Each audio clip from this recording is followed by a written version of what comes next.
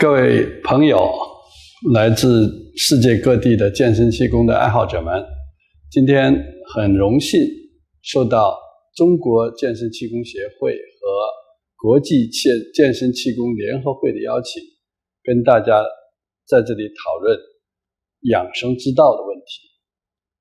我们的题目呢就叫练功求道，健身气功目的所在。Hello everyone, hello friends from all over the world, and welcome back to our session. And invited by the International Health Qigong Federation and China Health Qigong Association, I am very honored to be here to share with you the goals and the destination of practicing health Qigong. 内容呢，就是第一个要回顾一下上一期的讲座的内容然后就是何为养生之道，练功为何要求道，健身气功是求道的有效载体，练功如何求道然后做个小结。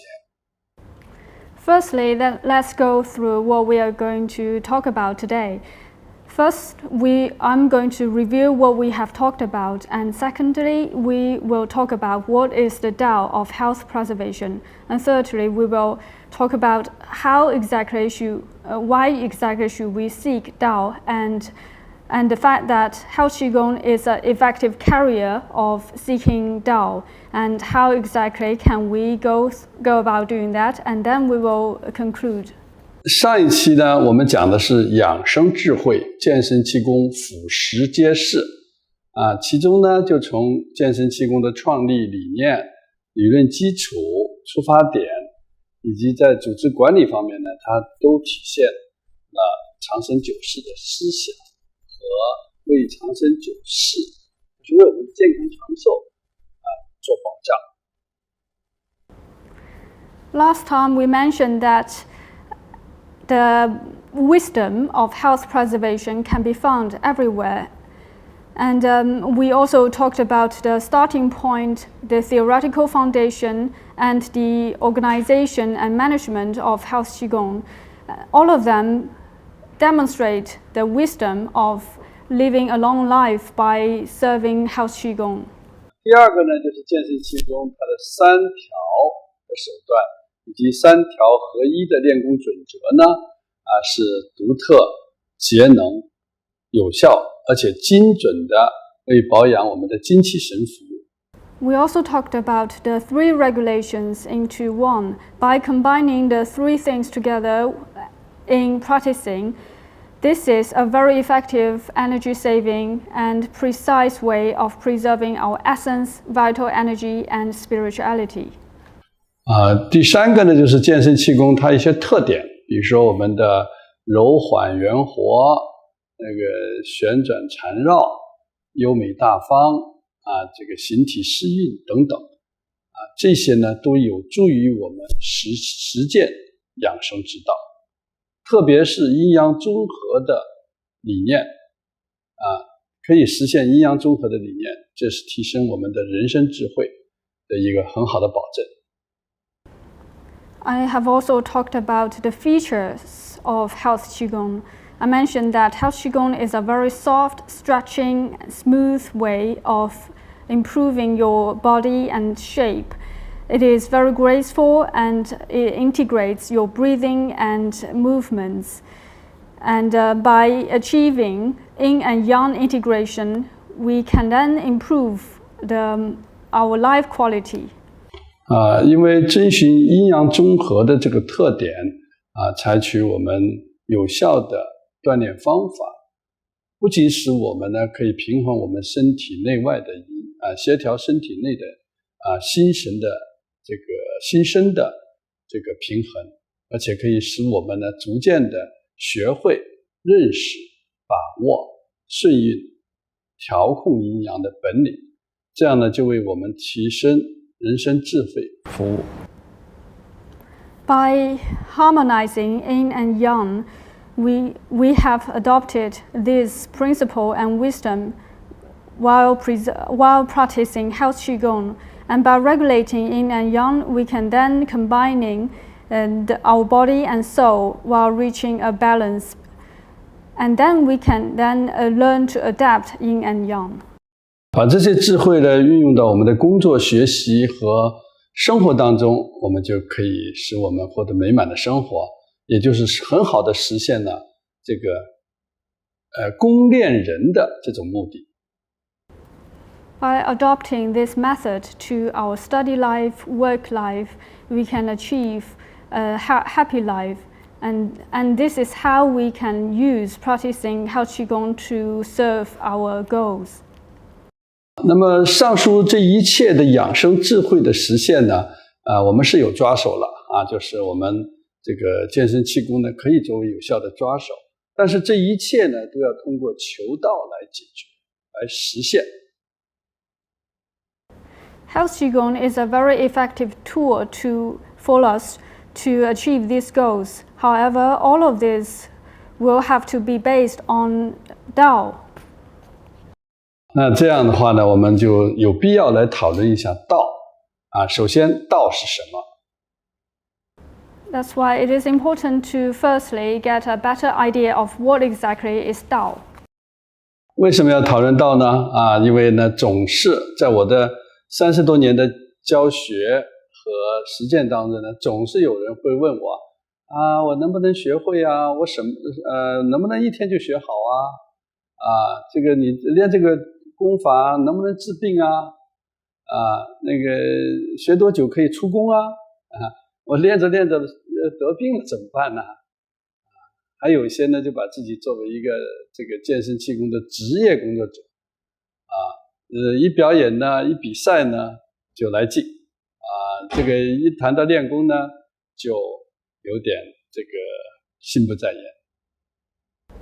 Throughout my 30 years of practicing and learning Health Qigong, I have been repetitively asked many questions, including whether or not I can learn and grasp Health Qigong overnight, and will practicing Health Qigong help me cure a certain disease, and how long will it take for me to complete the practicing, and whether or not Health Qigong will help me cure a certain disease, and what if I get sick after practicing it. And some of them even get excited whenever he or she go to a competition or go for a performance. And when it comes to properly practicing Health Qigong, they get absent-minded. 我觉得呢，这些都不是我们练功的目的啊。我们要达到我们的目的呢，还是要通过求道的那个方式来。那么什么是道呢？啊，道呢，从《易经》系辞上讲，叫一阴一阳之谓道啊，讲的是阴阳交合、宇宙万物变化的起点。None of this is the principle and goals of practicing Health Qigong. The key is to pursue Dao, and what exactly is Dao? The book of I Ching says that the interaction between yin and yang is called the Dao. 那么《道德经》上是说，有物混成，先天地生，寂兮寥兮，独立而不改，周行而不殆，可以为天下母。吾不知其名，治之曰道，强为之名曰大。The Tao Te Ching by Lao Tzu said that there was something undefined and complete coming into existence before heaven and earth. How still it was and formless, standing alone and undergoing no change, reaching everywhere and in no danger of being exhausted. It could be regarded as the mother of all things. I do not know how to name it, but I name it Tao, all the great. 这个意思是说呢，说道先于天地道先于天地的这个混成物道呢又存在着是万物存在的普遍法则，道呢又是无形无相的，而且呢名之越大，就是道呢是无边无际的。This tells us that Tao is the chaos that exists before heaven and earth, and secondly, it exists among everything, it is the overall principle over everything on earth. And thirdly, it is boundless and it has no form or shape. 老子提出的这个道啊，是非常非常的有深意。说它无，却可以生万物；说它有呢，却视而不见，听而不闻。连老子都说不知道是啥东西而且在其后的，就是老子这个《道德经》其后的2500年间呢，有3000余名学者在这个研究它，在散微发幽聚集了数以千万字的书山文海光是定义就有3000多个，而且呢还在继续。It is indeed a very profound and deep meaning and concept. It is nothing but it is able to produce everything. When you say that it has, it actually has not. You cannot hear it, you cannot see it. Even the philosopher Lao Tzu cannot figure out what it is. And 2,500 years ago, still there are 3,000 scholars trying to figure it out, with countless studies done, and merely the definition of Tao have over 3,000 of them, and there's still no end to it. 这个确实是这样的因为道呢是这个哲学的最高范畴，也是宇宙的这万物的本源，也是天地万物运行的规律所以呢，我们人呢应该去参悟这个道，去践行这个道这样的可以为我们的这个生活服务。Indeed, Tao is the highest concept of philosophy. It is the origin of everything on earth, and it is the fundamental pattern of the way everything on earth moves. That's why human beings have to understand and practicing a standard life principle, meaning Tao. 哲学家陈寅恪先生就说天道是用来表示自然天象的运动规律，人道呢是人类社会应当遵循的行为准则这两者呢是相关的。我们应该去研究通过研究天道来这个实践人道。Philosopher Chen Yinggu once said that the Tian Dao, meaning the Dao of heaven, is the way everything moves, and it is a natural phenomenon, whereas Ren Dao, or the Dao of human, is the principles and pattern of human society. By preserving the first one, by studying the Tian Dao, we can then observe our Ren Dao.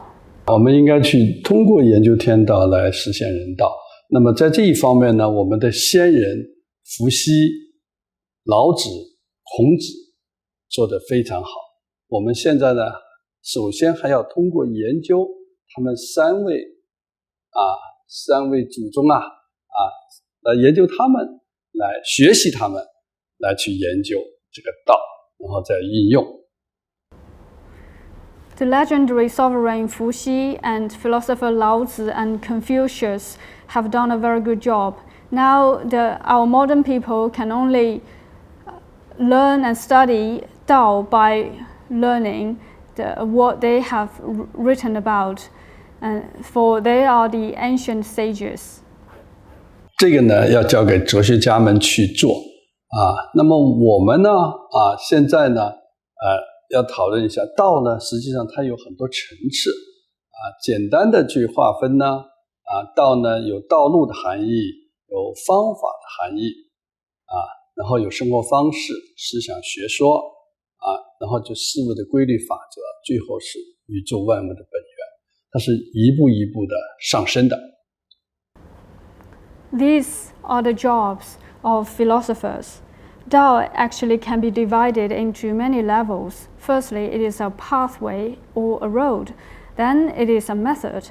It also means a ways of life. And then it can also be used to refer to thoughts or doctrine.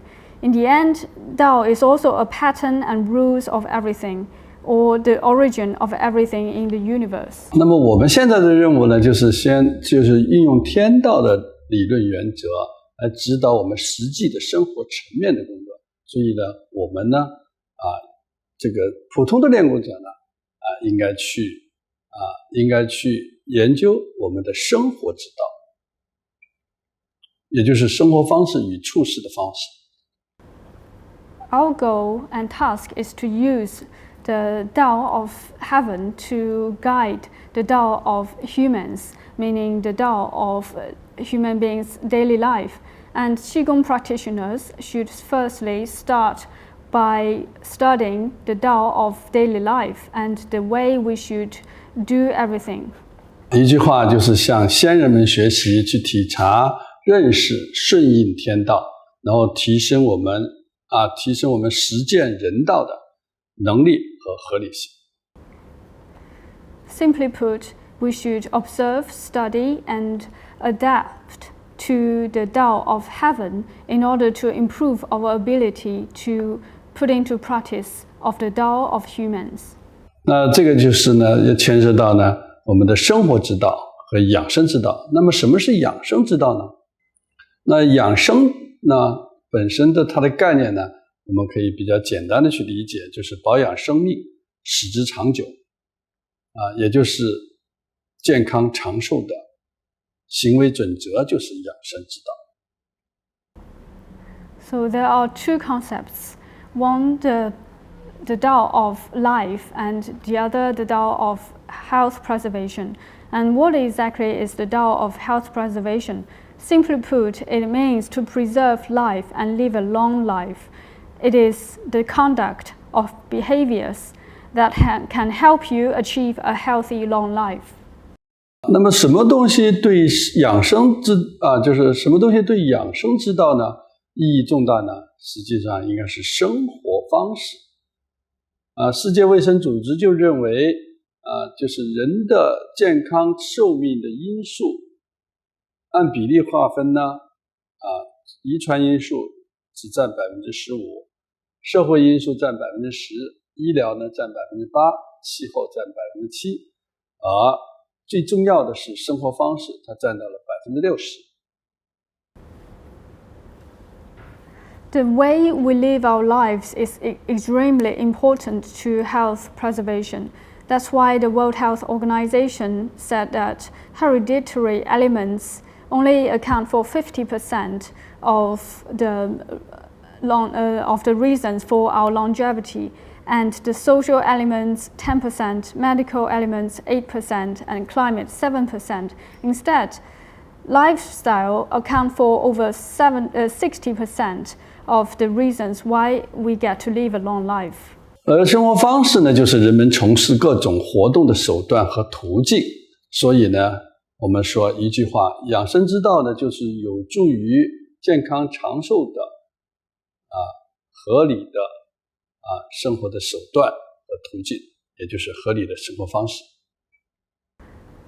Lifestyle means the way we do various kinds of activities in our daily life, and the regimen, the Tao of regimen, is to do and live in a way that helps us preserve our health and longevity. 那么有利于这个健康长寿的手段和途径是什么呢？也就是养生之道的内容是什么呢？我们来看看。Now let's look at the content of regimen, to be specific, the methods and benefits. 其实中国的古人呢还是很聪明的，早就知道了我们在前2次的讲座里面也经常提到，就是上古天真论里面说的，就是法于阴阳，和于术数，饮食有节，起居有常，不枉坐牢。 The ancient Chinese are very wise. I have mentioned in our last 2 sessions that we should be moderate in eating and drinking and keep a consistent biological clock and never exhaust ourselves. 也就是说，要这个按照阴阳变化的规律起居劳作饮食要有节制然后不要过度的去伤害到自己，这样呢就可以达到呢神与形俱，尽终其天年，度百世来期，也就是达到身心康宁这个健康长寿的目的。By following the pattern of yin and yang and remain in harmony with the universe while protecting both our body and spirit, we can then meet our peaceful end at the age of over 100 years old. 这个上古天真论是2000多年前就提出来的这种观点然后呢世界卫生组织也提出了相类似的观点，叫合理叫健康的4大基石，叫合理膳食、心理平衡、戒烟限酒、适量运动。This is a concept raised 2,000 years ago by Chinese ancients, and the World Health Organization has also raised a very similar concept called the 4 cornerstones, including rational diet, a balanced mental health, and quit smoking and reduce drinking and exercise moderately. 这4大基石的效果呢，可以使我们的这个文明病的发病率和死亡率减少50%以上。比如说高血压减少55%，脑卒中减少75%，糖尿病减少50%，肿瘤呢减少1/3。These 4 cornerstones, when effectively put into practice, can reduce the civil diseases by over 50%. It can reduce the morbidity and mortality rate. For instance, it can reduce 55% of the risk of getting hypertension and 75% of stroke, 50% of diabetes, and 1/3 of chance of getting a tumor. We can then generally lengthen our life by over 10 years. 最厉害的，它可以使我们的平均预期寿命延长10年。要知道我们这个是很厉害的就是我们有1年的这个5年的国民经济计划，它的预期目标就想把我们的国民的平均预期寿命只提高1岁5年，这个我们经济要翻2番，但是呢寿命只提高1岁。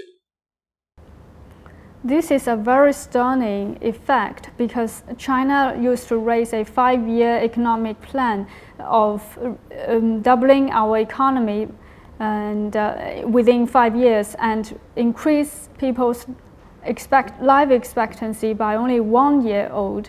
And these 4 cornerstones will help us lengthen our life expectancy by over 10 years. This is very stunning. 这个4大基石和上古天真论呢提出的观点呢是如出一辙的但是呢这个上古天真论呢2000年前就出现了我们4大基石呢是1992年维多利亚宣言出现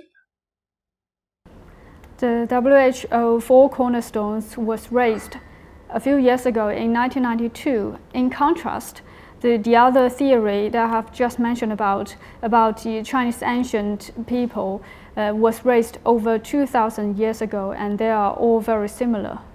那么养生之道的实践途径呢，我们应该去遵循什么呢？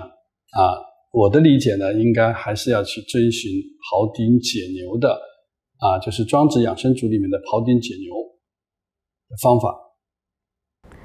And what exactly is the practical ways of implementing our regimen? In my belief, that Pao Ding, the butcher who named Pao Ding dismembering an ox, tells us a better story of how to put this principle into practice. 我这里打出些词汇上次讲过，咱就不多讲就是中心意思呢，就是我们要练要以神练，要科学的练，要这个圆都以为经强调这个阴阳平衡还有一夫天理等等等等所以出现了很多很多的这种成语，什么游刃有余得心应手顺意自然熟能生巧踌躇满志这些都是我们需要借鉴的。I've talked about this story in our last 2 lessons, and the principle and the core of this story is stresses on practicing and concentrating on our essence and spirituality while practicing in a scientific way. This story has generated many terms such as going with the flow, follow the rules of nature and avoid harm and resistance, and achieve an integration of yin and yang. 实际上庖丁解牛的这个行为方式实践作用呢，是整个我们人类生活需要遵循的。你学什么专业，做什么事情都要去符合庖丁解牛的原理。我就听过有戏曲家讲庖丁解牛，有书法家、企业家讲怎么应用庖丁解牛去做好。只不过是它的具体的目标和具体的方法手段不太一样而已。这是我们需要考虑的。The butcher's Pauding's story can be applied to many aspects of our life. I used to hear opera masters, calligraphers, and even entrepreneurs to talk about this story. And although the goals might differ, the principles are similar.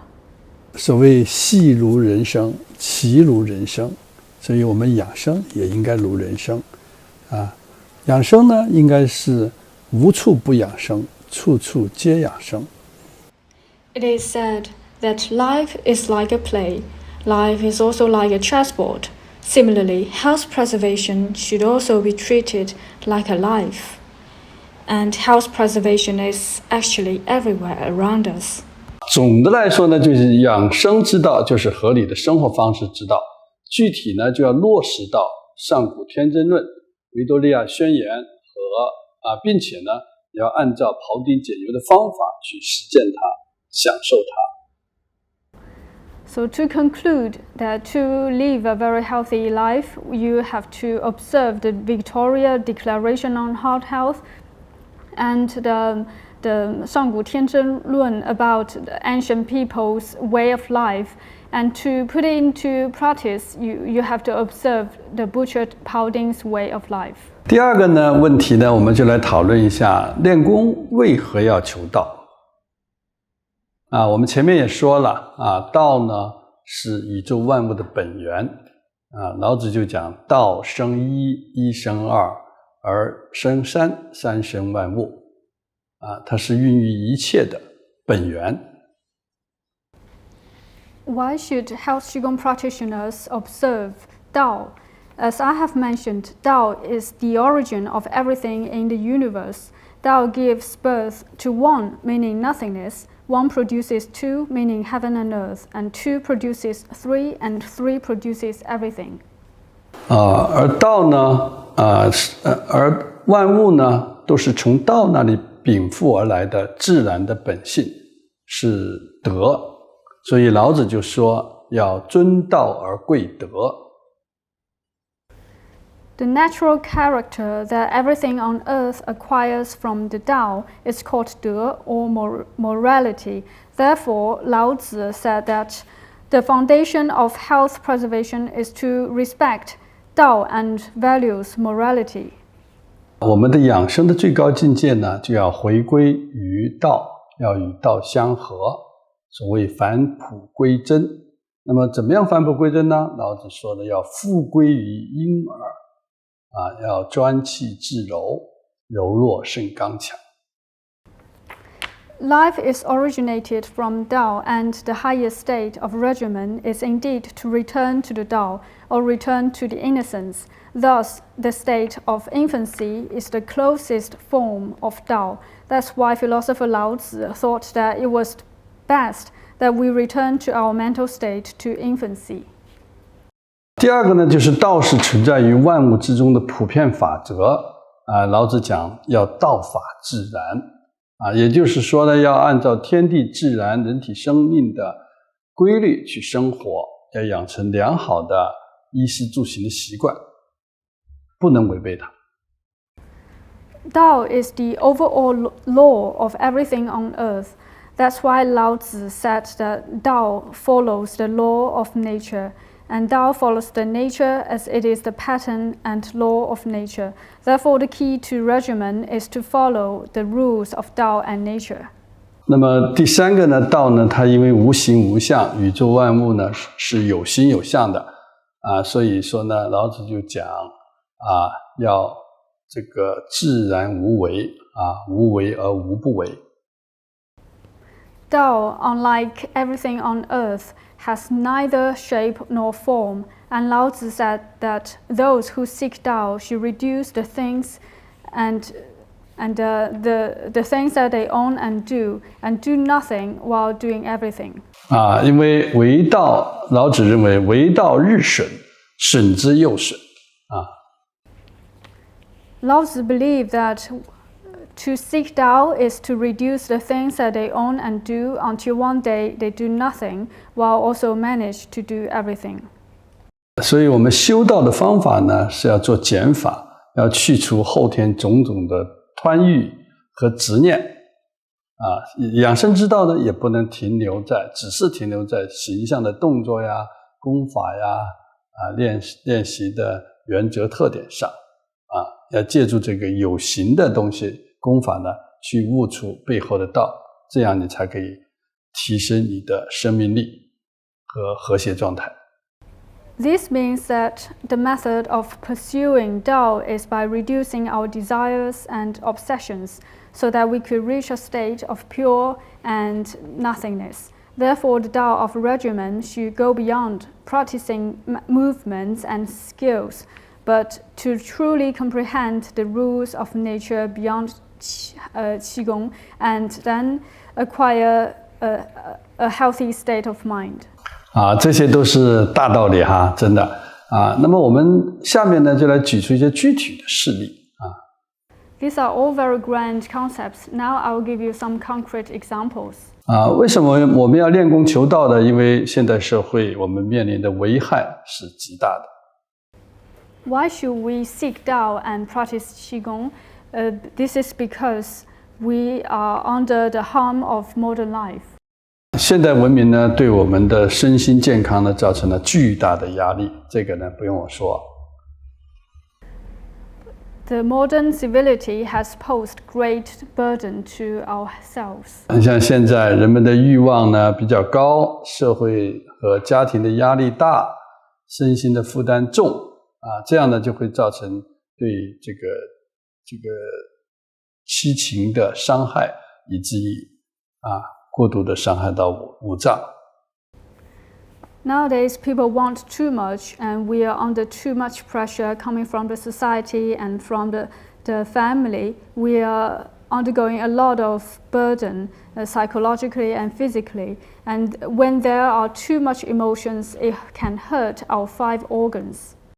然后环境方面呢，有这个极端气候的出现，温室效应等等就像前一段时间我们的郑州就发生了千年不遇的就历史上没有过的这个洪水就是暴雨，造成了200多人的死亡。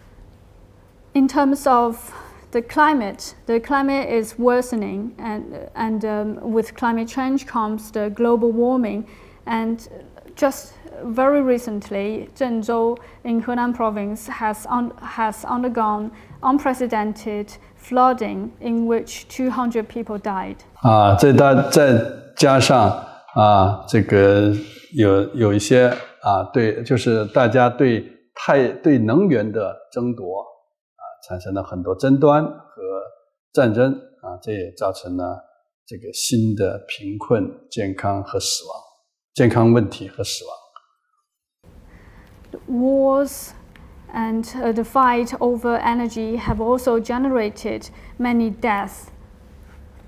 还有这个毒和疫比如说我们目前全球正在遭受的就新冠病毒疫情造成的新冠病毒肺炎。The viruses and the pandemic have also overtaken the entire world.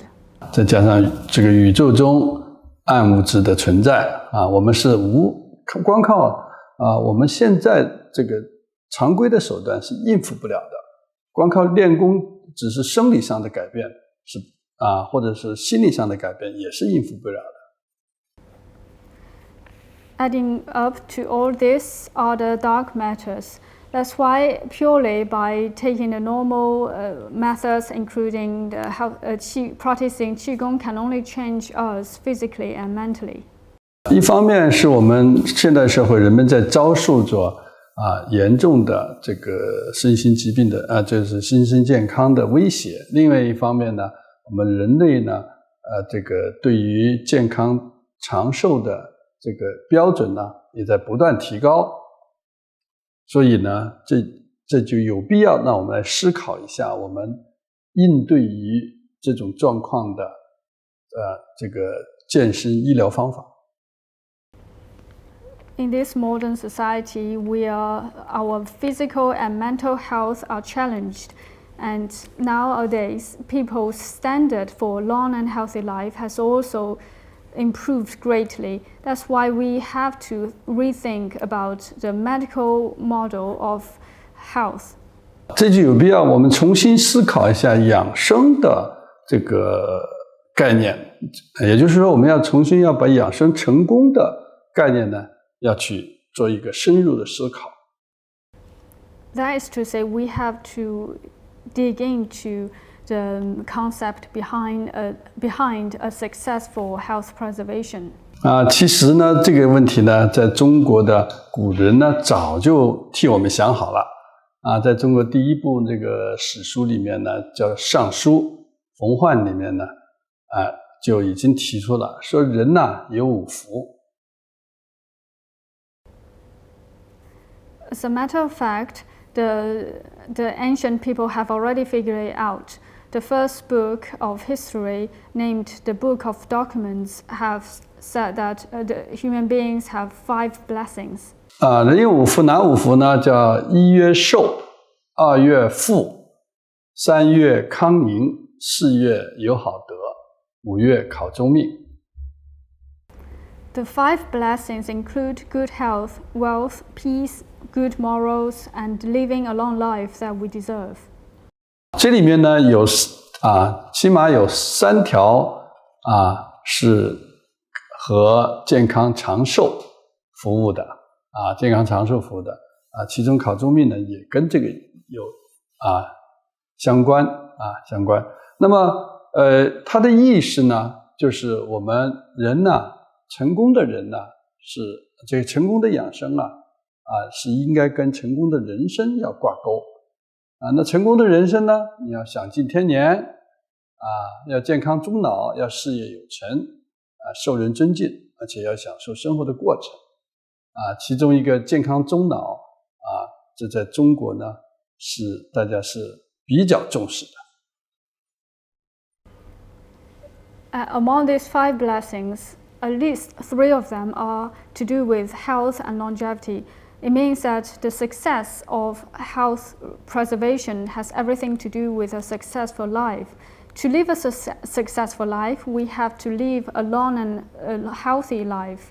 We have to achieve a successful career and win the respect by others and enjoy the entire process. And Chinese people have always attached great importance to a peaceful end. 世界卫生组织呢也把这个健康的标准呢定义的比较全面世界卫生组织认为所谓的健康呢不只是身体上的良好，而且包括精神的以及社会的安宁状态。也就是说它不仅仅是身体健康长寿身体健康这个长寿，而且呢它还要有跟心灵特别是跟社会的安宁结合。The WHO has set the standard for a successful health preservation as follows. It says, good health means both physical, mental, and social well-being. It means that we should not only seek a healthy and long life, but also seek to preserve a mentally healthy and a peaceful society. 它那个身体健康的标准呢虽然这个简通俗的说叫吃得快、说得快、走得快、睡得快、变得快，5快，但是呢，他心理健康的标准呢就很丰满了要有理想，能适应关系佳而且个性好，识自己也就是说你的这个心理、生物心理和社会心理要俱佳。The standard for a healthy life is pretty straightforward. It includes eating, talking, and walking, and fall asleep, as well as go to the toilet in a fast way. And as to the mental health, it varies. It includes having dreams, ideologies, and are able to adapt to the society and have a good relationship with others, have a good character, and understand oneself. 很巧的事就是世界卫生组织和我们上述的红范观点呢也是非常一致的也就是说这养生成功的标志要全面要这个跟这个社会要跟自然、社会、心理都要相结合甚至美国有一项研究把这个人们健康的首要的这个就首要的因素呢就是人们的这个社会关系交际能力放在首位。Coincidentally, the WHO and the Book of Documents both pointed out that a healthy and successful life means to be able to fit into the society and preserve physical and mental health and live in harmony with others. And the US academicians even go so far as to say that social relationship and interactions with others is the primary element to a healthy and long life. 我们的健康的标准人们的这个养生成功的要求这么高，但是但是我们现在这个受到的威胁产生的疾病呢又是怎么样呢？现在是日益这个严重，而且呢是从最初的就从这个上个世纪中期的传染病这个已经发展成现在的心脑血管病和精神的疾病。Although we have set a very high requirement on a healthy long life, the challenges and the diseases that we face are becoming even more threatening. The chronic diseases have taken over infectious diseases to become the biggest threat to mankind. 大家可以看看这两张图全球10大死亡病因就是包括心脑血管，包括中风，包括慢性这个呼吸系疾病还有新生儿疾病等等吧，阿兹海默等等，这些病呢都是有一个新的名词就叫生活方式病。Let's take a look at these two pictures. It shows the 10 deadliest reasons to people's death, and they include ischemic heart disease, chronic obstructive pulmonary disease, Alzheimer's, respiratory diseases, and all of them can be called altogether as lifestyle diseases. 还有相当一部分人处于长期的亚健康状态据统计全球有 75% 的人是处于亚健康状态。To make matters worse, over 75% of people on Earth are living within a sub-health state. 而且更为严重的是，我们现在老龄社会来到目前呢，我们全球有将近12亿人是老年人就像我这样的老年人到了2050年呢，将达到20亿。那个时候，他这个老龄人呢，占到全球的20%以上。而这些老年人呢，又是这个基础病，就是现代文明病的主要的人群。It is also worth pointing out that we have entered into an aging society. There are currently 1.2 billion elderly people like me who live on Earth, and by 2050 there will be 2 billion, and by then there will be over 20% of people who are aged over 65 years old, and the majority of them are living with basic and chronic diseases. 这个生物心理、社会心理病需要生物心理、社会的医学模式来进行改善。生活方式疾病就更需要我们改善我们的生活方式。那这种改善生活方式呢，要按照生活方式的规律准则来实践。这就是什么？这就是养生之道。To improve our social, mental, and biological health, we have to follow the principles and patterns of life, and these patterns are called the regimen. 相应于实践养生之道，现代社会呢对我们的健身理论与方法呢也提出了一个新的要求也就是不仅要作用于生物的人、精神的人，而且还要作用于社会的人。The new regimen requires us that in the modern society, health preservation theory and methodologies should not only benefit biological beings, but also benefit the social and spiritual beings.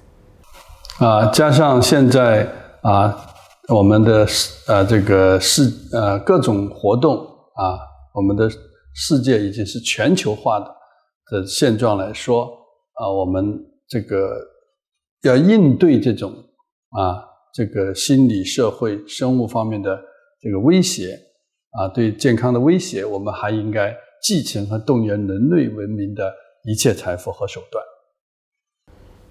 In this globalized world, to face up to the social, mental, and biological threats posed by the modern society, we have to motivate and inherit all the wealth and tools from the ancient civilizations. 当然说一句这个题外话，就是说我们现代的健身理论与方法更要适应我们现代人类的特点。And in the modern society, our health Qigong theory should also adapt to the features of the modern people's daily life. 如果你不去按照合理的生活方式进行生活不按照养生之道进行这个生活、工作、学习，就会出现严重的后果。There will be dire consequences if we do not follow the principle of regimen.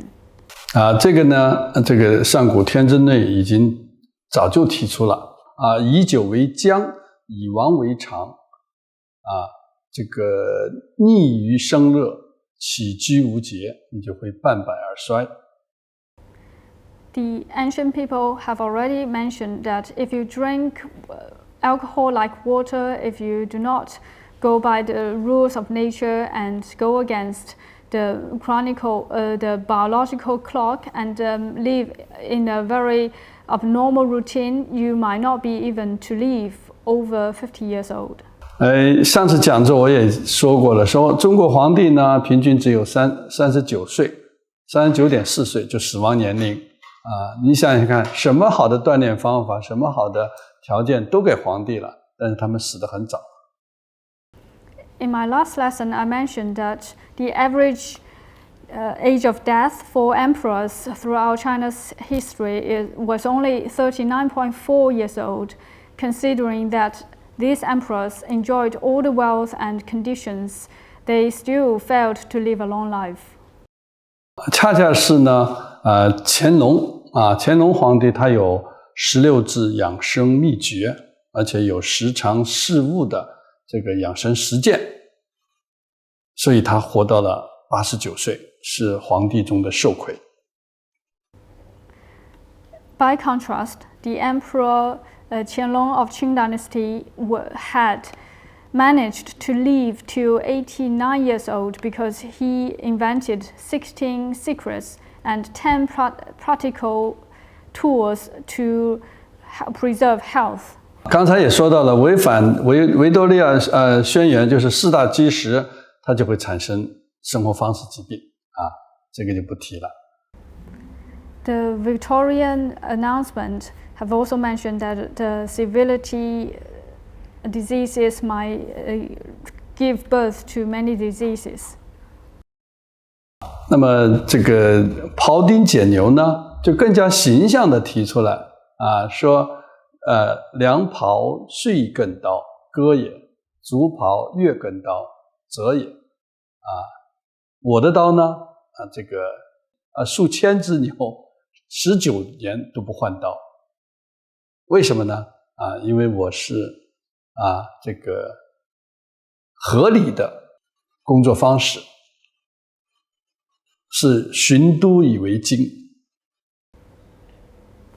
So the story of the butcher Pao Ding says that a good butcher will have to change his or her knife each year because he or she cuts through the bones, and a worse butcher has to change knife every month because it uses the knife in the wrong way. However, the butcher Pao Ding still manages to keep his knife on very sharp after 90 years. That's because he abides by the rules of the nature and follows the meridians and structure of the ox. 这也就是说，你要这个遵循合理的生活方式实践养生之道，就可以使你这个获得长久。That's to say that if you abide by the rules of meridian, you can then enjoy a very long life. 而我们很多人呢不太理解为什么文慧君看完庖丁解牛就这个懂得了养生之道因为我们的游刃有余这个循都以为精这些这个都是我们日常生活工作学习必须遵循的道。但为什么跟养生挂钩呢？我觉得关键呢就在这个地方就是它能够使它保养得当，使之长久。Many people fail to understand why that King Wenhui, after seeing Butcher Pao Ding dismembered an ox, acquired the knowledge of health preservation. This is because avoiding Butcher Pao Ding avoided harm, and this can be applied to our daily life. 在现实生活当中，我们这个违反养生之道，这个对自己的身体健康产生危害的例子很多。比如说，我在这个20年前做过一个调查，一个高校体育教师健康状况及生活方式的调查。There are many examples that can tell us what will happen if we go against the Tao of health preservation. I have made a survey about PE teachers in universities and colleges 20 years ago. 那么结果发现呢，高校的体育老师他的健康状况还不如这个其他专业的老师。And I found out that the PE teachers in the universities and colleges tend to have even worse body conditions than other majors of teachers. 尤其是肥胖症心血管疾病、脂肪肝等等。In particular, some of them have obesity and cardiovascular disease and fattening livers. 我就奇怪了，我说这个体育老师是健康是他的体育锻炼方面技能、技术、知识是这个最高级的是最权威的。然后他教的学生呢，又是进行体育锻炼的技能方法，也是为学生身体健康服务的。结果他自己的身体怎么就这么不好？ To my surprise, although these PE teachers teach students how to protect themselves and how to exercise, And considering that this group of people tend to have the expertise, skills, and methods to exercises, how come that they do not have the health?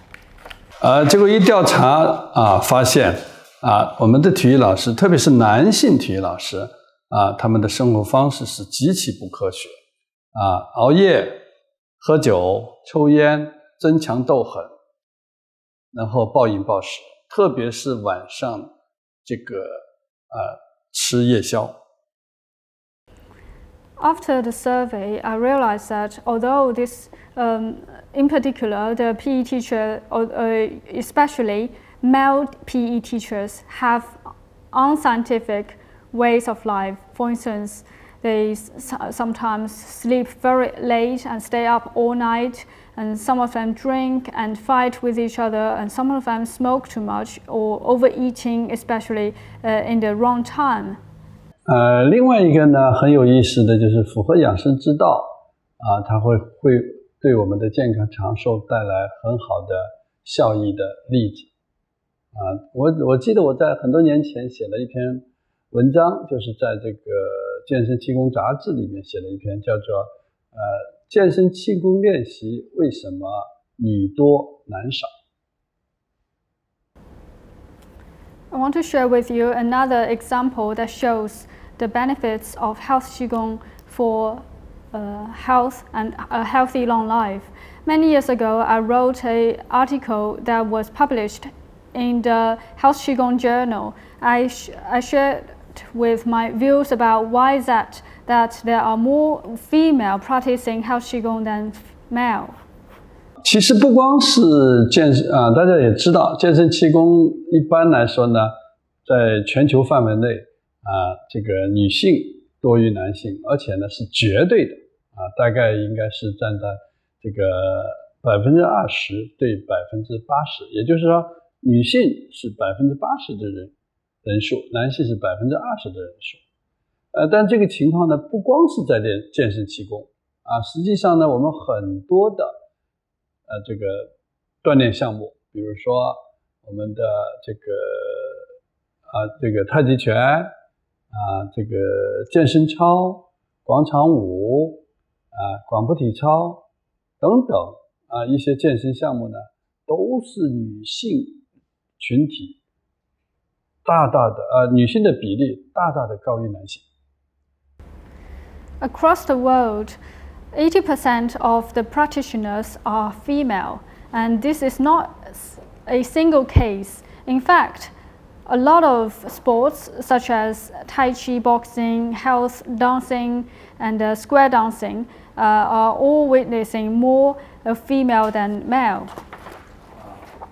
这个原因呢有很多，其中有一条呢，就是女性呢，她更关注自己的身体对自己的身体呢更加的这个珍惜，更加的清楚，所以她在各方面呢对自己的身体的呵护呢就有所加强，也就是说她的生活方式就是比男性呢要优越。There are many reasons to that, and one of them is that females tend to care more about their health, and they understand more and are more willing to put in more efforts into preserving their health. That is to say that females tend to have a better understanding and a healthier lifestyle. 它带来的结果呢，就是我们女性的平均预期寿命要高于男性。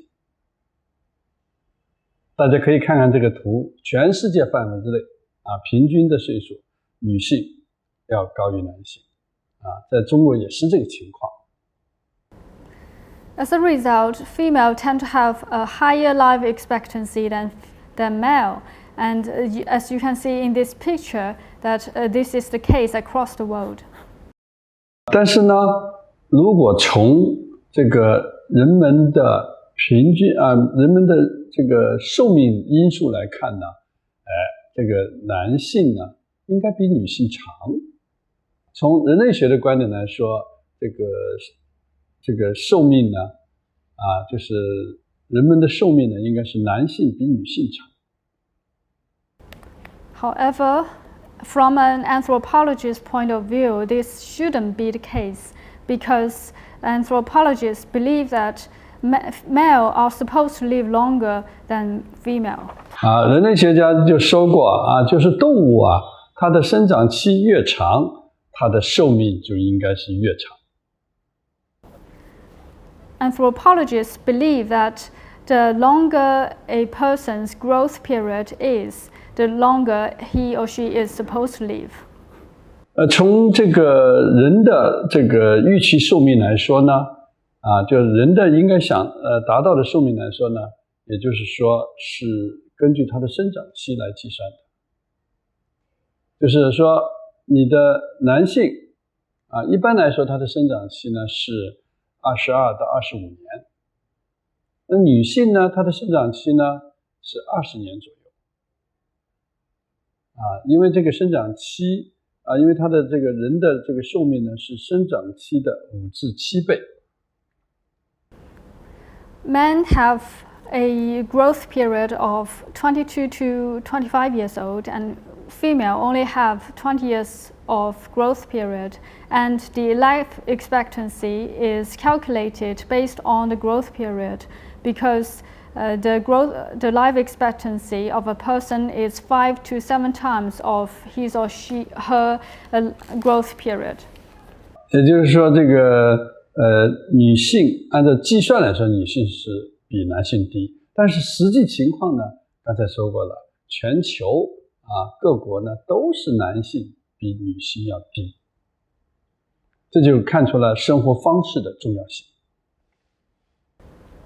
That is to say, theoretically speaking, men are supposed to outlive women, but as you can see across the world, anywhere you see women living longer than men, and this indicates that lifestyle is very important. 更加具体的例子呢，就是我们很多练功者练功的时候很专注很认真，但是练功了以后呢他的这个生活方式这个不合理包括这个生活不规律、暴饮暴食以及爱生气、爱发脾气，像这种情况呢他的这个身体状况呢也是会受到很大的影响。我想我们在座的各位练功爱好者呢都是有深刻体会的。There are many cases that can show that a lot of practitioners only pay great attention to health preservation when they are practicing Qigong, and after the practicing, they go back to their daily life that does not have a healthy eating or drinking habit, and he or she do not observe a healthy daily routine, and he or she might even have bad temper, and all of this might impact greatly of their health. I'm sure the practitioners who are looking at this video can feel this accurately. 总的来说总之呢，就是仅仅是通过练功或者仅仅通过体育锻炼是不可能达到这个健康长寿的目的的必须要结合养生之道才能实现。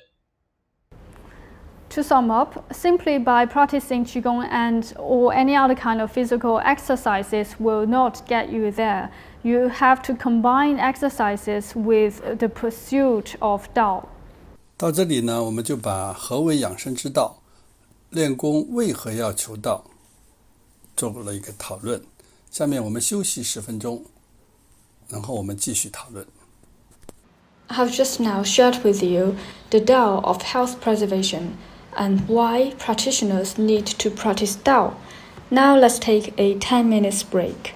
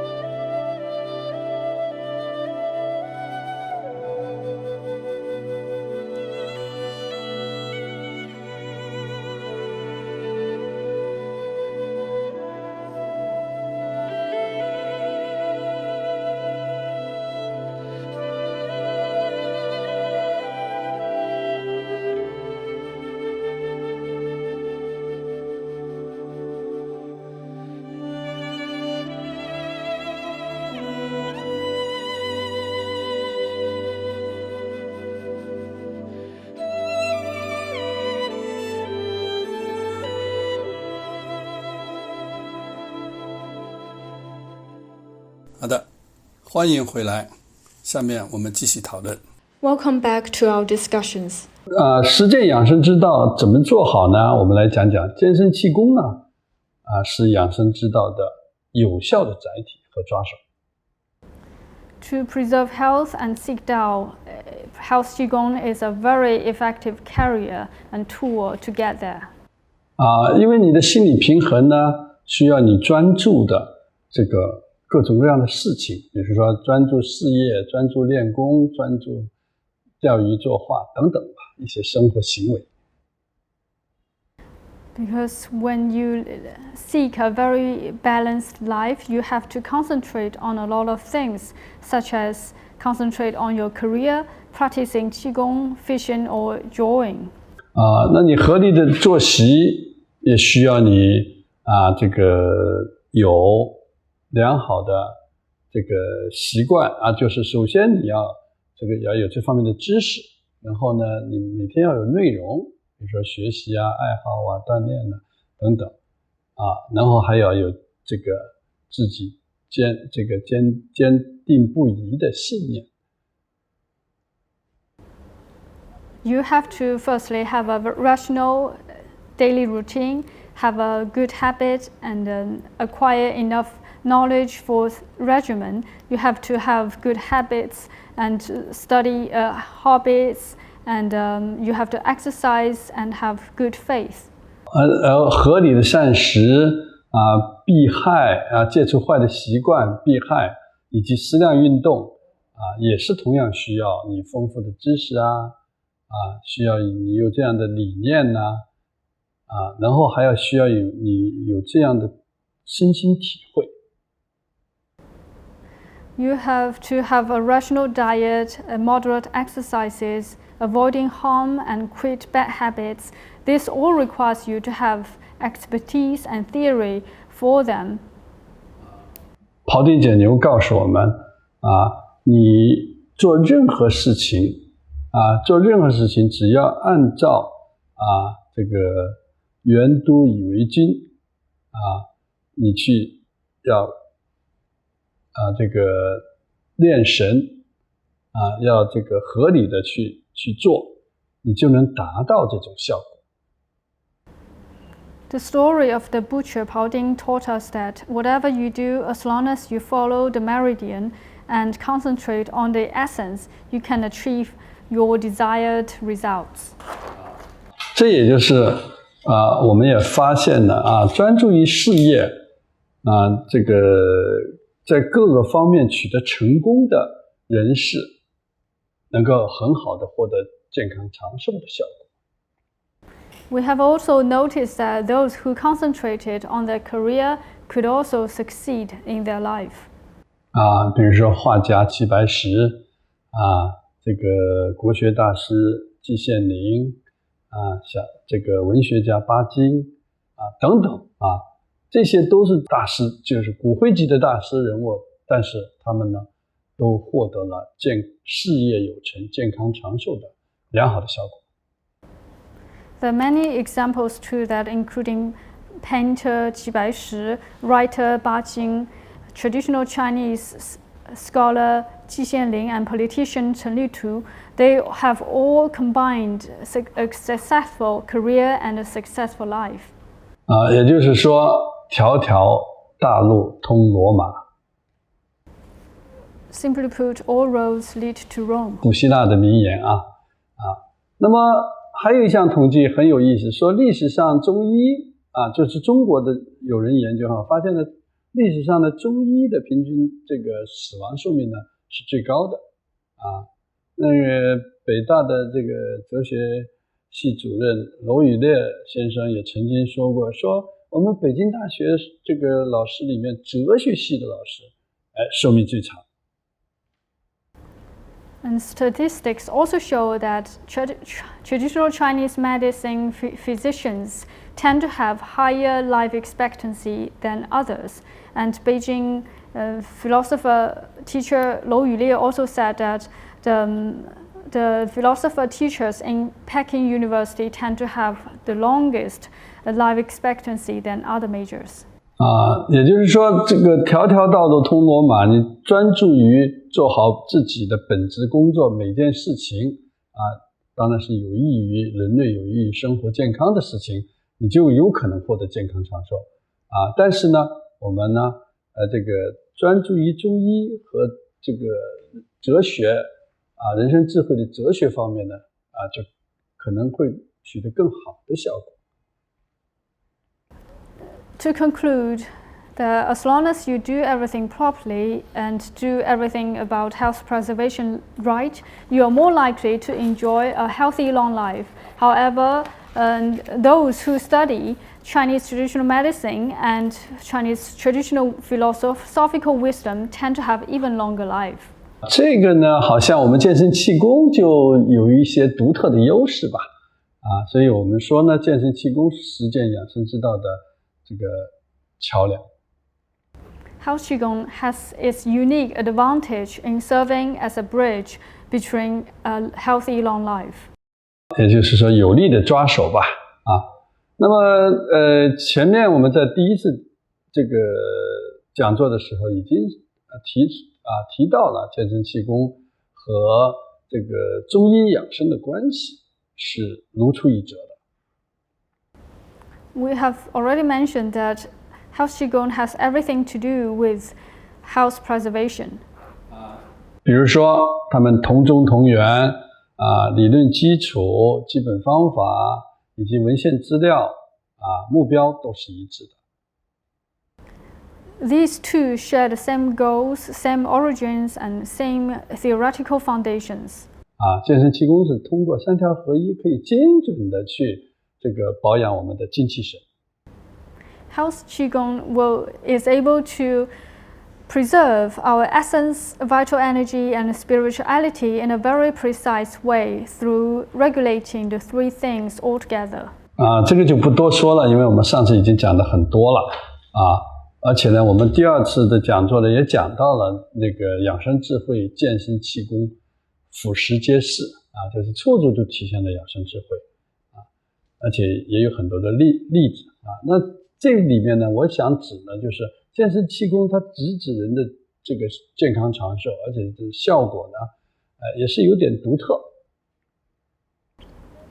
As I have already mentioned in our lesson before, that the regimen can be found everywhere, and House Qigong really has a really unique effect in preserving our health.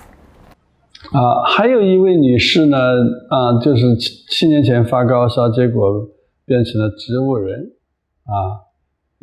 以后呢，慢慢经过治疗呢，能起来活动，她就到气功站点练习。到了气功站点练习呢，手都抬不起来，是别人帮她慢慢的抬手，结果经过一段时间练习以后呢，她的神志这个清醒的很多，而且可以每天自己出来锻炼，还可以自己上街买菜了。Another woman who became a human vegetable after a high fever after the treatment, she recovered from half a year of unconscious sleeping, and the doctor suggested that she should practice House Qigong, and were accompanied by her family. She went to the Hubei House Qigong practicing station, and at first she could not even raise her arms. And after a few months of training, she could not only raise her arms but also become so thinking clearly that she could even now do grocery. 其实健身气功站点有很多这样鲜活的例子许多癌症患者通过练功代癌可以获得代癌长期生存的效果这个效益，而且有很多慢性疾病得到了很好的康复，这个呢是事实但可惜的是呢，就是健身气功通过健身气功练好疾病以后呢，它有很多这个原因是你不可以直接说这就是健身气功练好的就跟这个扁鹊的大哥一样他在你未起病之前扁鹊的二哥呢，在你这个刚得病的时候就跟你这个康复一样。最后呢，他们也没有名声我们健身气功呢不一定要讲究这个名声就是名气，但是呢，我们可以这个认识到健身气功对我们的作用。There are many examples that show that cancer patients who practice health Qigong have recovered from chronic diseases and keep their diseases under control. But sadly, that although health Qigong has all the benefits, no concrete examples can indicate that it is the reason for their recovery. Just as the story that I have told you before about physician Bian Que's brothers, he was a very excellent physician because he could diagnose patients before he or she even have a disease. And as a result, the physician didn't really have a good reputation, a fantastic reputation. Just like this doctor, health Qigong also do not seek reputation, but still we could recognize its positive effects.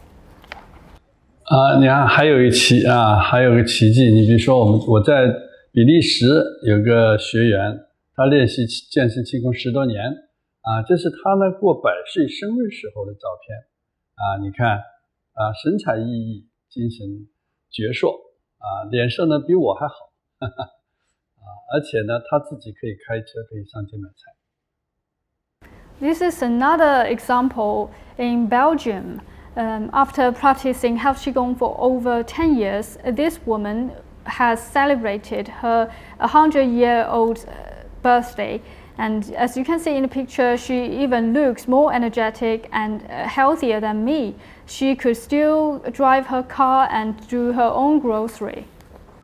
这个迪克先生也是练太极和健身气功、导养生功40多年了。你看90岁，身体是非常的健壮。去年还到中国来跟我们一起练习健身气功和太极拳。This man has practiced health Qigong and Tai Chi boxing for over 40 years, and he is actually 90 years old, and he still looks very healthy. Last year, he went to China to practice health Qigong with us. 健身气功呢，不仅是可以带来很好的健身效果就是出奇迹的健身效果，而且呢，还有助于我们学习养生知识，建立养生理念。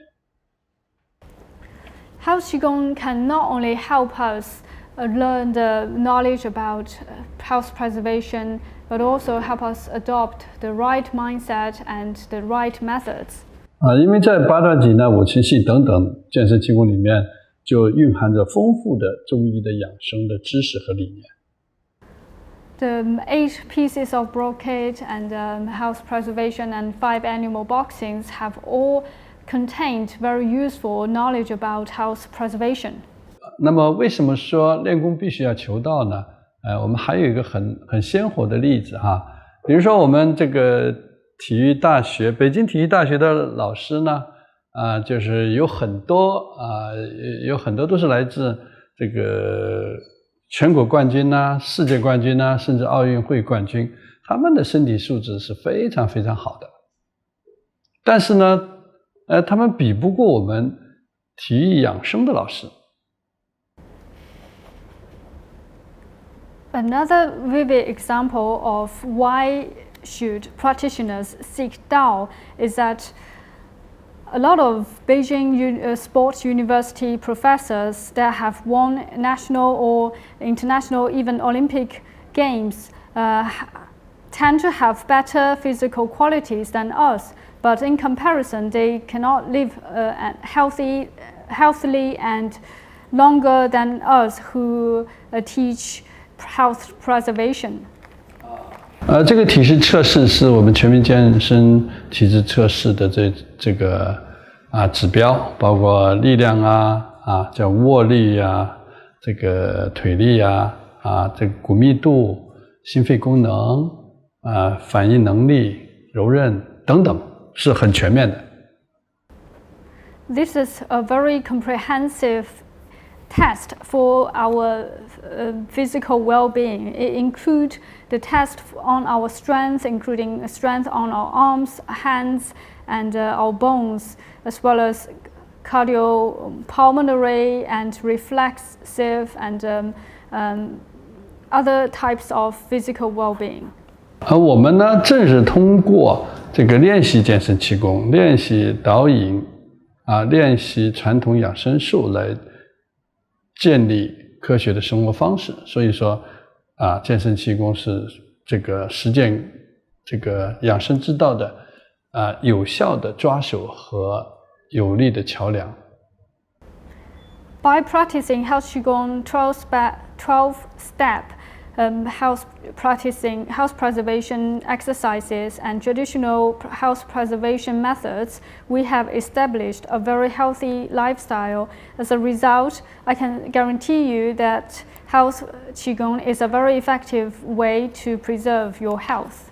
其实我们广大的健身气功爱好者和健身气功教练和指导员也都获得了很好的健身效益你比如说像这位是我们的国际裁判，也是健身气功的这个优秀的国家级的辅导员也是我们的7段的老师你看这是奶奶级的这个奶奶级的岁数，但是呢因为练习了健身气功，所以他获得了非常好的这种效果。你看这个形象完全可以作为我们健身气功的代表。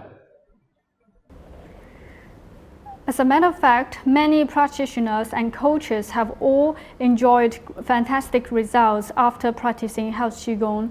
And just look at this practitioner. She is an international level of coach, and she is 7th grade practitioner.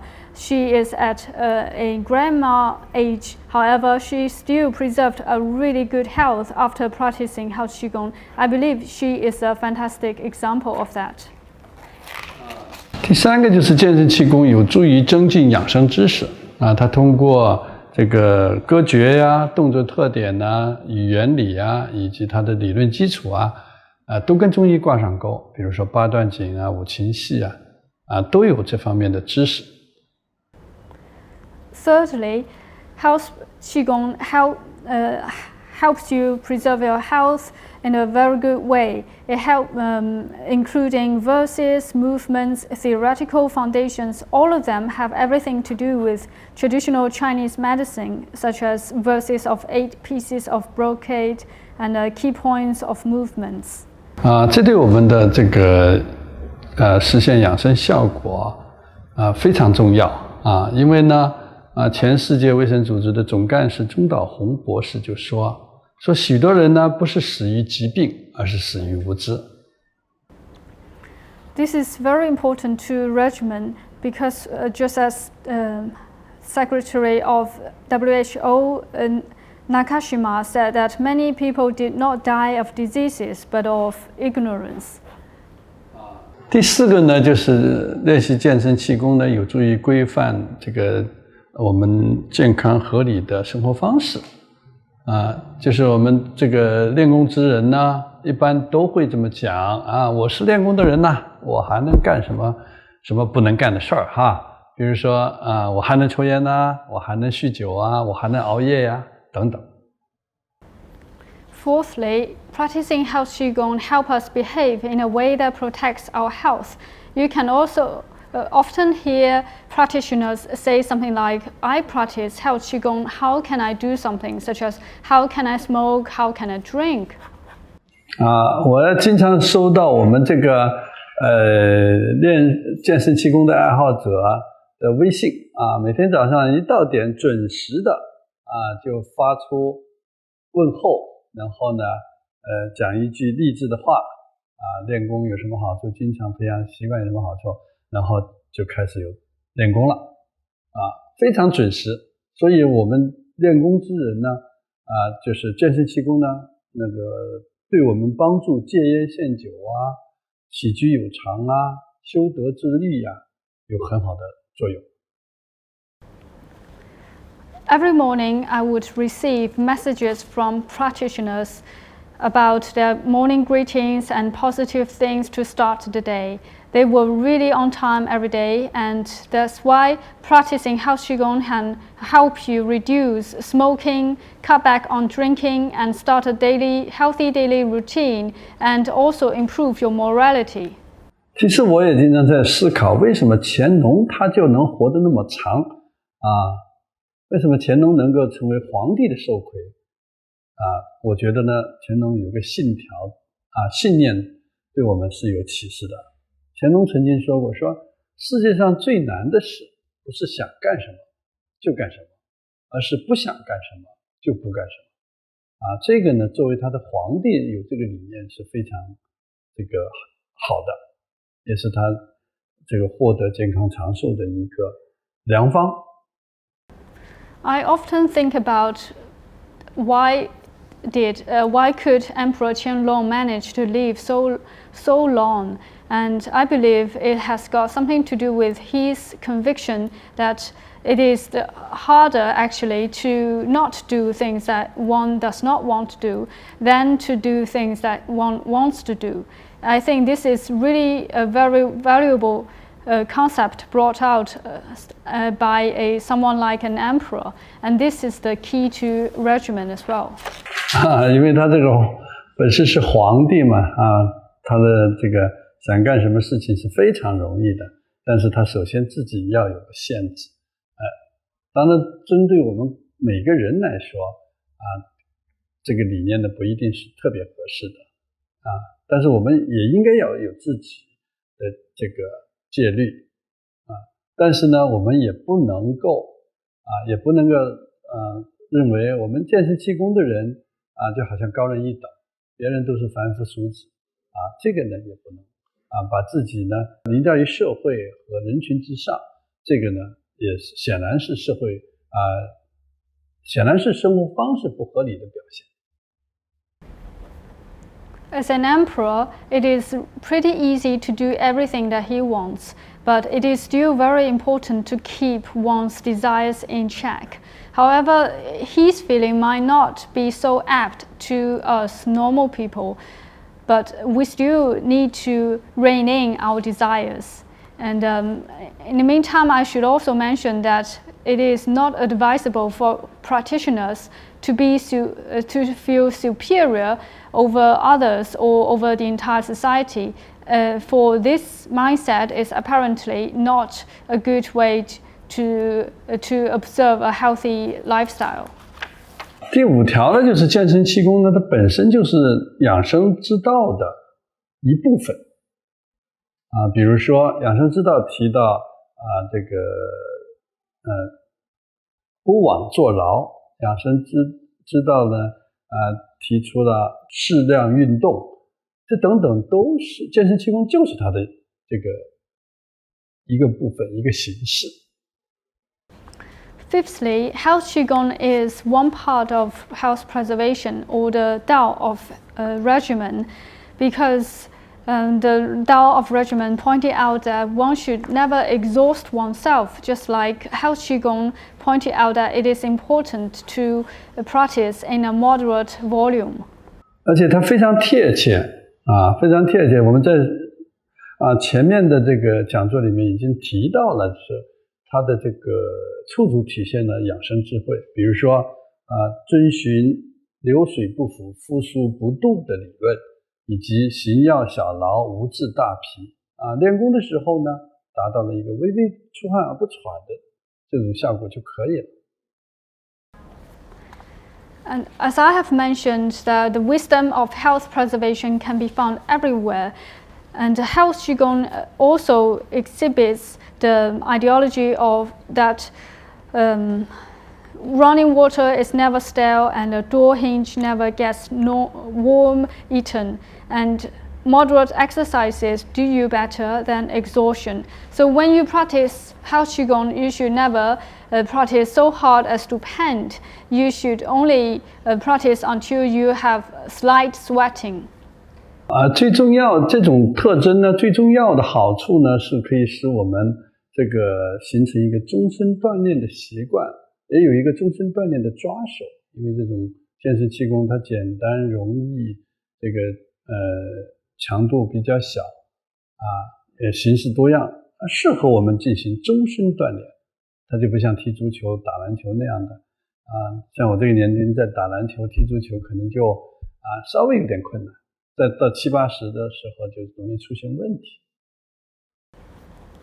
More importantly, House Qigong is easier to become a lifelong habit, a lifelong habit of exercises, because it is low impact and easier to learn, and the movements are varied and interesting. Therefore, it is easier to practice in your old age. Unlike sports such as basketball and football, you cannot imagine me kicking the ball when I'm over 70 years old. 这个特征呢，对我们这个实现这个养生目标、获得美好生活呢，具有独特的作用。为什么呢？因为我们养生我认为我们的健康长寿的目的或者我们幸福生活的目的最重要的是我们这个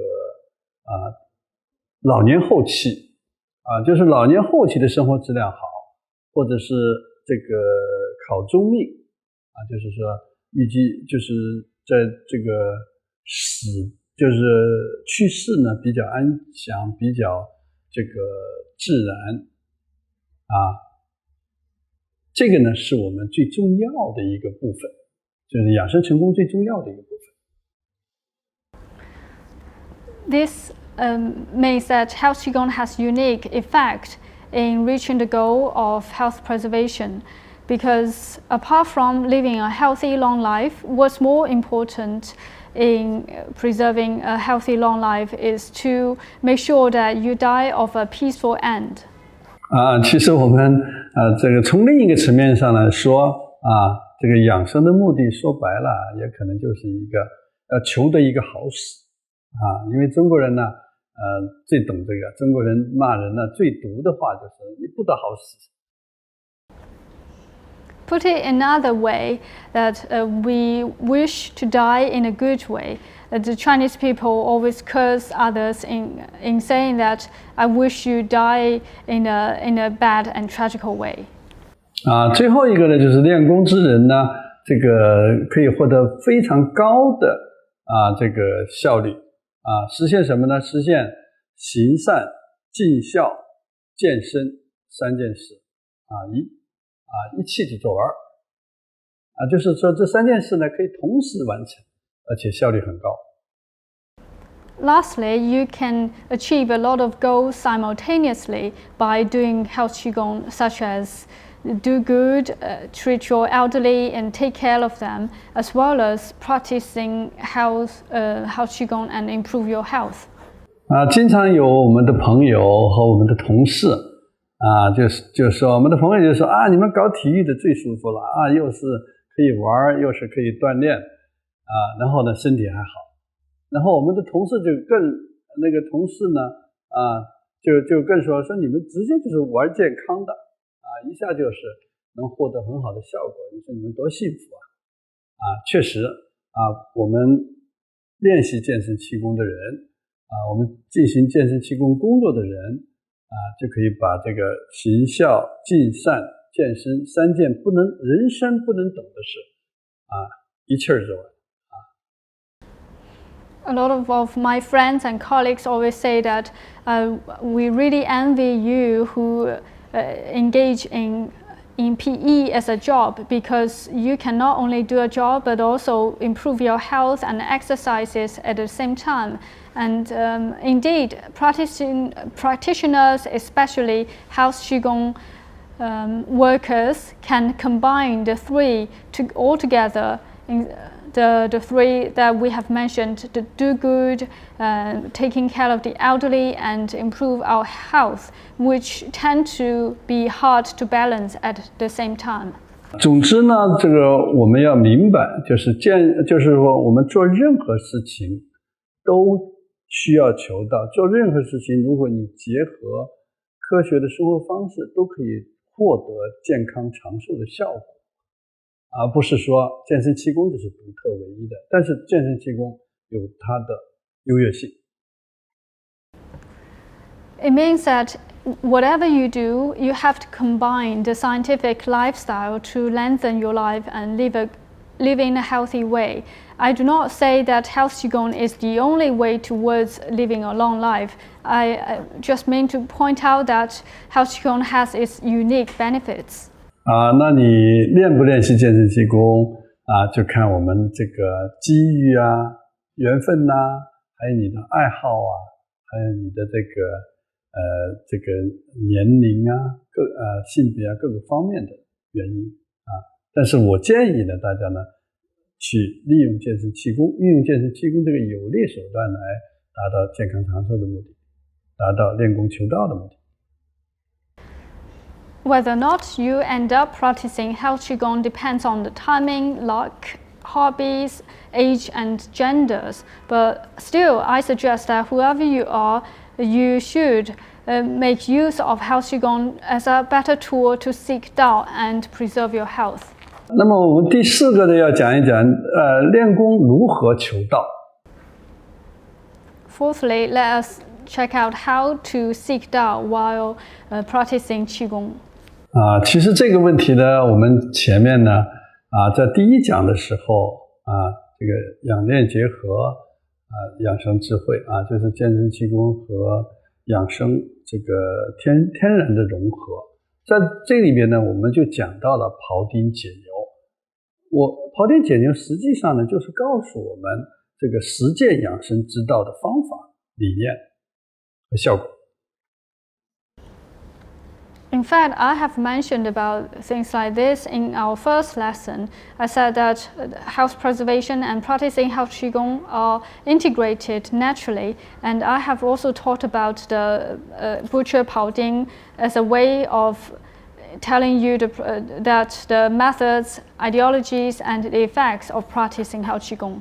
所以我呢建议大家呢，首先呢要去了解一下我们第1讲的内容，然后呢最好呢是自己要专心的去认真的去学习揣摩一下庖丁解牛的原文因为我讲的呢这个不一定全也不一定全正确，也不一定适合你，完全适合你，所以我只是抛砖引玉。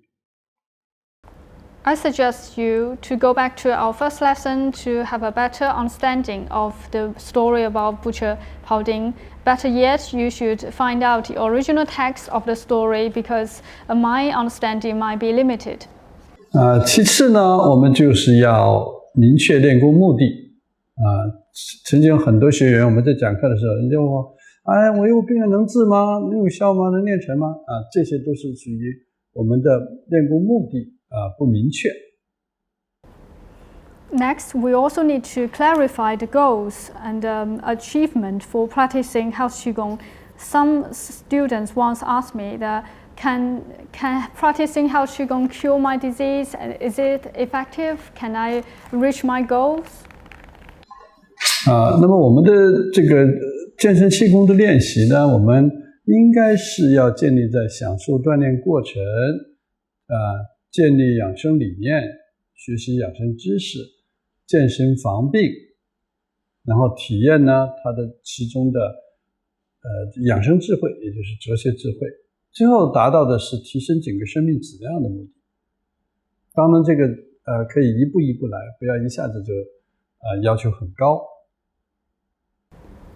As a matter of fact, you have to enjoy the process of practicing and then adopt the healthy ideology and to learn the concrete knowledge behind so as to achieve a better result of preventing disease and experience the philosophical wisdom behind and in the end improve your life quality. However, none of this can be achieved overnight. You have to take it slow and step by step.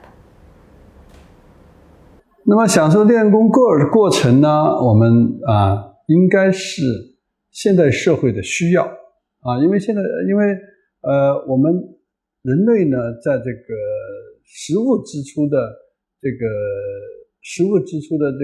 比较这个趋于减少的情况下呢，就有了娱乐消费这个叫恩格尔系数一般呢我们就是用于购买食物的这个支出呢金额呢在 65% 以下就开始有娱乐消费，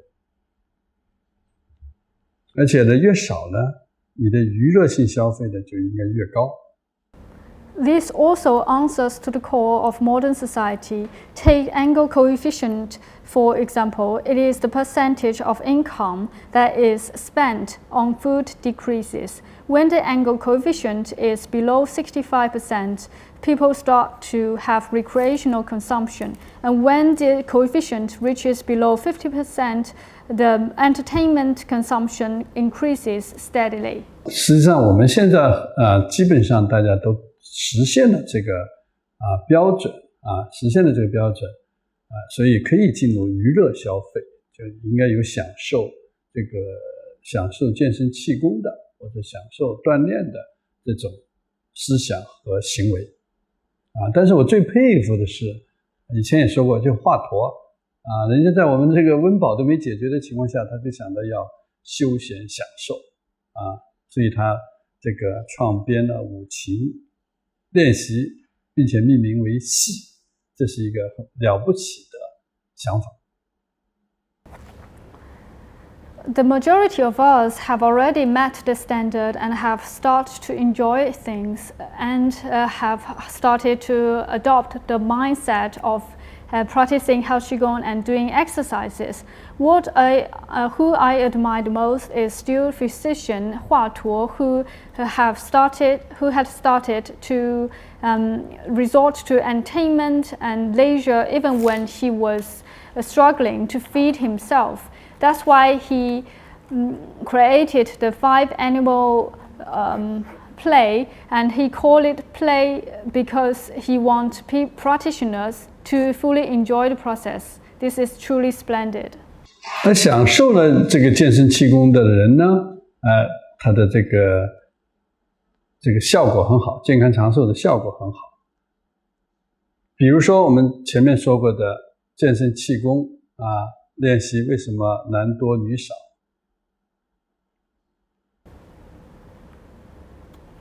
？Those who truly enjoy the process of practicing health Qigong can have a better result. For instance, as I have mentioned, that the majority of the people who practice health Qigong tend to be women. 其实很多健身气功的爱好者都是为了享受而来的，是为了享受健身气功而来的，因为健身气功优美简单而且练习过程当中大家可以交流可以享受这个人文关怀，而且还可以教别人能够享受自己的这个价值的实现，而且可以获得身体的健康，享受健康带来的这个快乐。A lot of practitioners practice health Qigong for enjoyment because this is a very graceful and simple way of exercises. Throughout the process, you can even teach others and talk to others, thus realizing your own sense of value while improving your health and achieve happiness. 它并不一定是说我来练这个就是要把病治好，就是要达到一个这个开天目或者发歪气或者出功的目的他根本就没这个想法。People practice health Qigong not necessarily to cure a certain disease or to open up a heaven's eye or to ejaculate external qi or vital energy. None of them have this kind of mindset. 我觉得这个是对的，这个是非常正确的想法但是为什么男同胞们就是男性呢这个想法就少呢？他就不来参加锻炼了，不来练健身气功或者不来参加其他的这个健身锻炼呢这个呢是因为有人类学的原因。This is indeed a very correct mindset. Then why is it that men tend to participate in the health Qigong less? I believe there is an anthropological reason behind. 练习这个健身气功的还有练习我们的养生锻炼的老年人居多，而且刚才说了，到2050年20%以上的人都是老年人。那老年人呢，需要享受美好的这个老年时光。Thirdly, we have entered into an aging society. By the year 2050, there will be over 25 people aged over 65, and they all need to enjoy their golden years.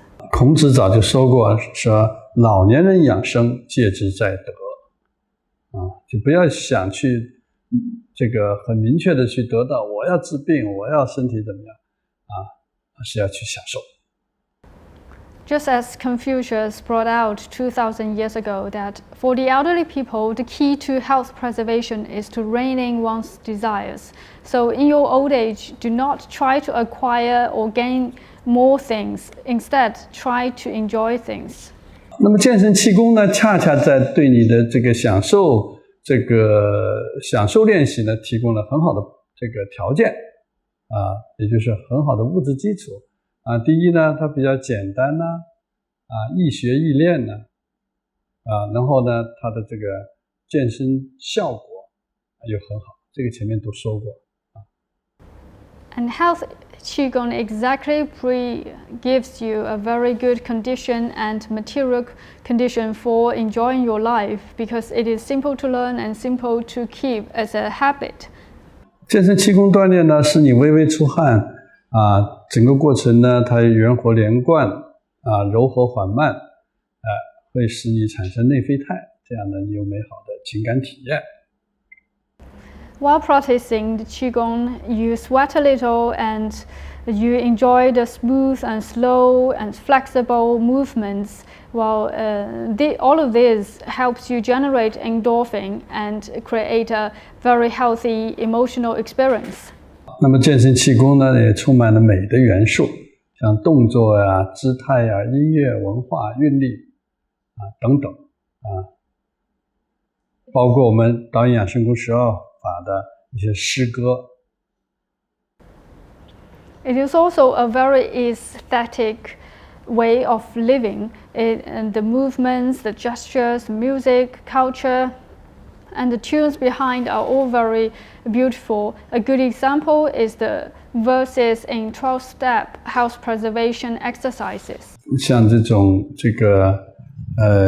八段锦的歌诀还有这个导引养生功12法的近似秋月夜，动如流水风我以前去年也讲过这个话题，大家可以去找找这方面的资料，体会一下。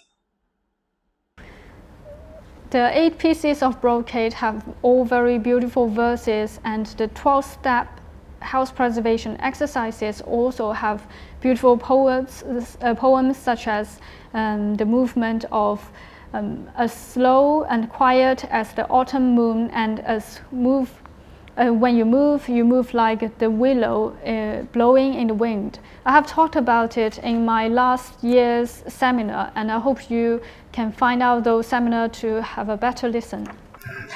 健身气功呢，还可以使我们亲近大自然古希腊的这个著名医生希波克拉底说过，说阳光、空气、水和运动是生命和健康的源泉。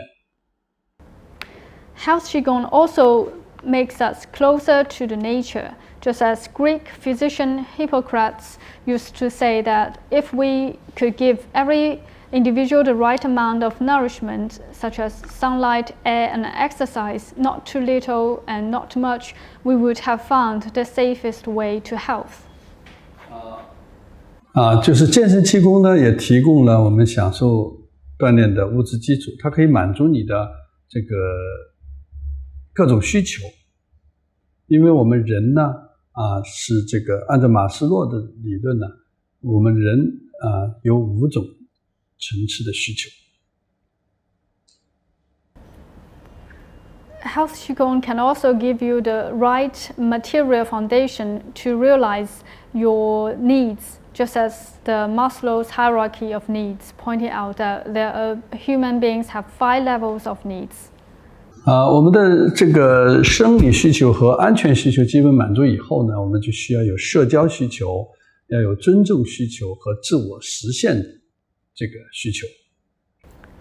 Once you have realized your physiological needs and safety needs, you then think about getting your belonging needs, esteem needs, and self-actualization needs.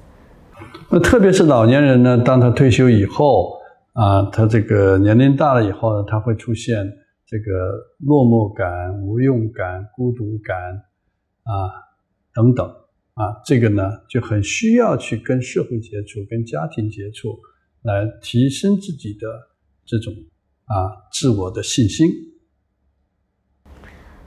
Especially elderly people, when they retire, they become to feel lonely and feel like they have no use at all for the society. That's why they need the society and the families to boost their confidence. 如果能做出一点成绩，获得社会尊重能够实现自己的价值，那就是对自己的生活质量就有更大的帮助，生活质量的提高有很好的帮助。 So if you can amount to something and acquire more respect and a sense of value, you can then improve your quality of life.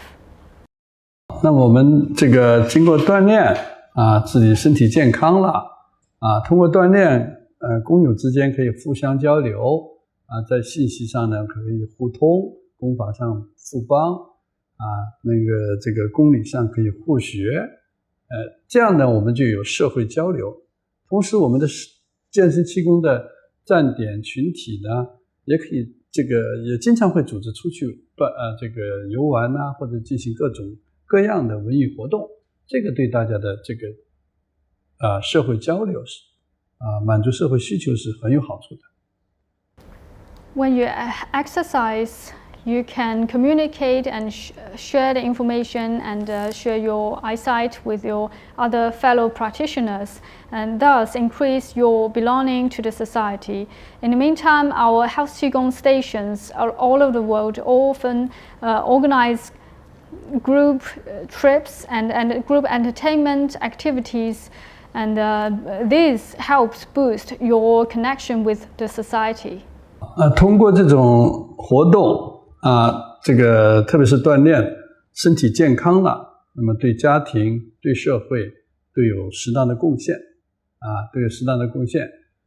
那么也会获得一定的社会尊重。特别是我们现在很多辅导员教师还有就是这个时间比较长一点的，就练功年头比较多一点的爱好者呢，都会对这个都会去对其他的朋友还有站点的这个后来者进行帮助进行教学组织，那这样就可以获得更多的社会尊重。 During the exercises, you can also improve your sense of value by contributing to the society and to the family. You can win the respect from the community, especially the trainers, coaches, and practitioners that have more experiences in this regard can help those new members, and this will also boost their sense of respect from the society.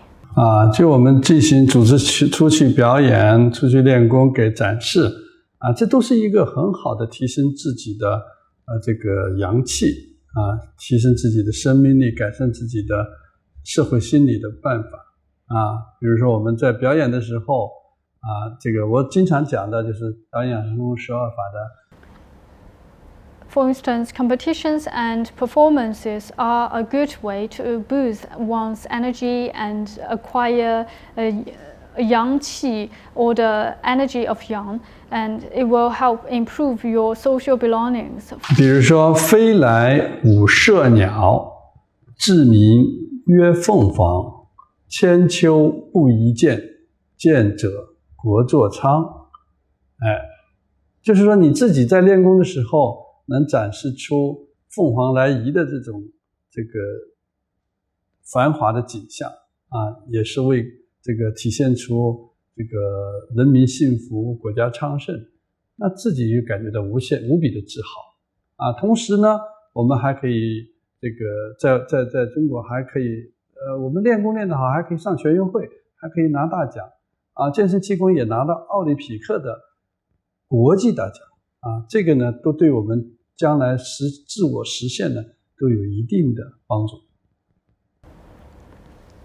And when you practice the movements of Phoenix come to greetings, you feel the magnificent and the great energy is flowing in you. And when you demonstrate how happy the people are and how prosperous a country is, you also feel the proud rising in you. And meanwhile, by practicing House Qigong, you might even be able to attend the national games and even the Olympic games.And this will also help boost your mental health. 练习健身气功呢，还要勤练，要练神，合理科学。Practicing House Qigong requires you to be hardworking and focusing on practicing your essence and do it in a scientific way. 当然，加入团队进行各种各样的活动，参加各种各样的活动也很好。Still, you can also think about doing charity performance or group trainings and performance or competitions. 那么健身气功练习练功求道呢，我们要注意些什么？ What should we keep in mind when we seek Dao by practicing House Qigong? 我认为呢，就是我们要明确练功目的要认真学习它的功法技术的同时呢，还要进行理论学习。Firstly, you need to clarify the goals of practicing Qigong and understand the reasons behind. 相比之下呢，我们有些教练员呢，有些辅导员呢，学习的时候呢不太认真也不做笔记也不加强这个文化这个学习看书比较少然后呢想教功呢，就看看录像就去教了然后就会出现很多问题。In contrast, some trainers and coaches in China have not done it properly, such as they do not take notes and they do not listen to the courses attentively, and they do not even read much, and neither do they improve their understanding and the culture behind. So before they teach others, they would just click on the videos and that might lead to a lot of problems. 甚至有的教练让这个癌症患者在冬天这个五六级大风的情况下，在室外去练踢腿。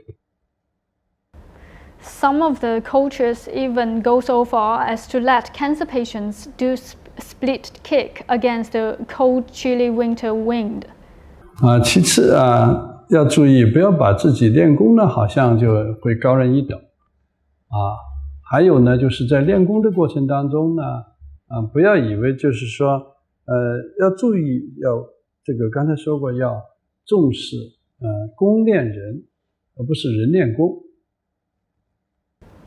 Neither should you feel superior over others just because you practice Tao Qigong, and also you should bear in mind that you should let the Qigong help you instead of just do it. 我们的练功的目的呢，是把这个功法练好，体会到它的这个原则，然后呢，学习到这个养生知识和这个领悟到养生之道，这样用于生活用这种思想理念方法去这个适应社会，适应这个生活，这才是我们的练功之道。You have to understand that the goals of practicing House Qigong are as follows. First, practice your skills and experience the principles behind and learn the health preservation knowledge and understand the law of nature and apply the Tao to your life and so that you can adapt to the society and live a better life. 最后呢，我们要摒除那个练功虚无主义好像练着练着一点意思都没有了我怎么练不出什么东西来不是这个道理。我们还是要这个遵循老子的这个理念，要这个讲究无为而无不为因为道呢本身的实质的含义是无中生有。Next, you also should avoid sinking into a state of nothingness, just as Lao Tzu pointed out that you should do nothing while also doing everything, because the key of Tao is that the Tao is able to generate everything from nothing, just as 1 generates 2, 2 generates 3, and 3 generates everything. 我们讲道是万物的本源，所谓道生一，一生二，二生三，三生万物，就是这个道理。Tao is the origin of everything on earth. Tao gives birth to 1, 1 gives birth to 2, and 2 then produces 3, and 3 eventually lead to everything on earth. 要去体验那种深根谷地、长生久治之道。And truly understand the profound roots of everything and live a long life with good eyesight. 其实我们的练功呢，也不是说是完全是空的我们的练功不是空的，我们的练功呢，就是要通过不断的这个去享受过程，不懈的努力，来达到3条合一。这样呢，就有助于改善我们的内脏的机能，提高我们的免疫力，进而调节心理和社会心理，最终目的呢，就是可以促进我们的身心合一、人社合一和天人合一。In fact, practicing Qigong is not an empty act. It is in order to regulate your qi, your blood, and your body by enjoying the process and by hard work. Ultimately, you can improve the functions of your inner organs, improve your immunity, and regulate your social and mental well-beings, and eventually harmonize your body and soul, your personal being and the society, as well as the heaven and the people.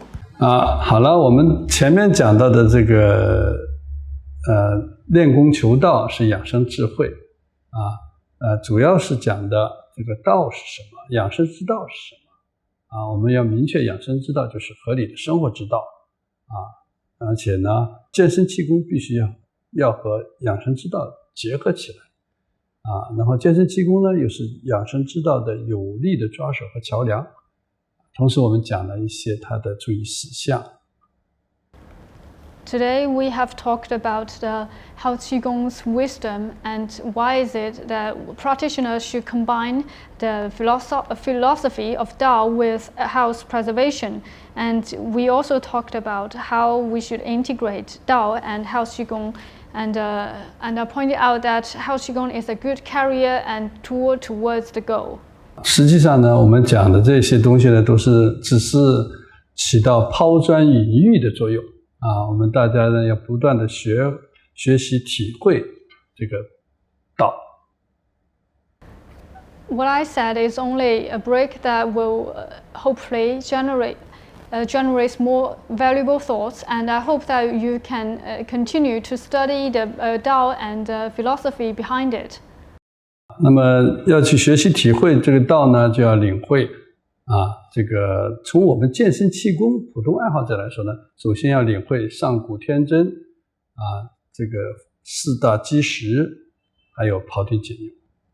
For normal practitioners, you should firstly understand the ancient people's lifestyle and the 4 corners by the WHO and practice the butcher Pao Ding's way of life. 今天我们通过何为养生之道、练功为何求道、健身气功是求道的有效载体，以及练功如何求道等4个话题，阐述了练功求道的健身气功这个总目的。应该指出，练功必须求道，求道必须知道。练功爱好者求的是在天道指导下的人道，也就是合理的生活方式。练功求道呢，要深刻领会庖丁解牛、上古天真论的内涵，要通过健身气功这个独特载体和有力抓手来不断的实践揣摩养生之道、养生之理养生之理要重在享受学练过程，从而实现老子提出的恒有余以观其徼，恒无余以观其妙的境界。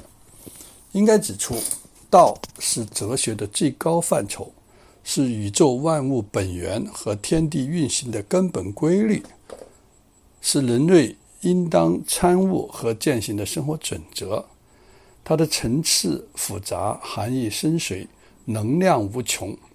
今天呢，我们在这里只是针对普通练功爱好者来探讨练功之道，目的是让大家借助天道领会生活之道。但对道的讨论、理解和应用，我们这里呢是远远不够的希望能起到抛砖引玉的作用。我们呢要静下心来，通过潜心练功，认真领悟伏羲、老子、孔子这些先圣哲人的智慧，进而为丰富道的内涵和智慧做出贡献。也就是说，我们通过我们的练功来领会、实践和获得道的真谛。Today, I have talked about what is the Tao of health preservation and why should practitioners seek Tao while practicing health Qigong, and how health Qigong can serve as an effective tool to seek Tao, and what practitioners should do to seek Tao. I have also explained the goals of health Qigong. I need to point out that all practitioners must seek Tao while practicing health Qigong, and to do that, we must also understand the Tao behind. Health Qigong practitioners need to seek humans' Tao first, under the guidance of heaven's Tao. That is to say, we have to adopt a reasonable living standard and living style. That's why we need to fully understand 庖丁解牛 and 上古天真论 stories that I have talked about in our 3 lessons. Meanwhile, we must fully leverage health Qigong as an effective and unique tool to continuously seek Tao and practice Tao. Meanwhile, we must enjoy the process and try to practice what philosopher Lao Tzu said, that we need to transcend yourself and abandon your earthly desires so as to enjoy yourself and calm yourself and eventually go into a state of nothingness.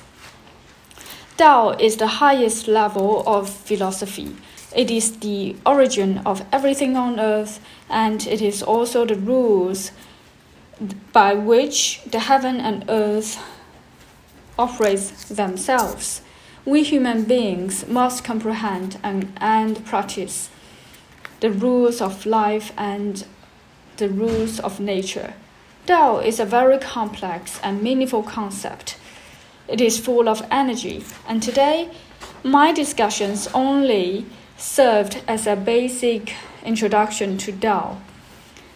And my goal is to help you borrow from the Tao of heaven and truly understand the Tao of everyday life.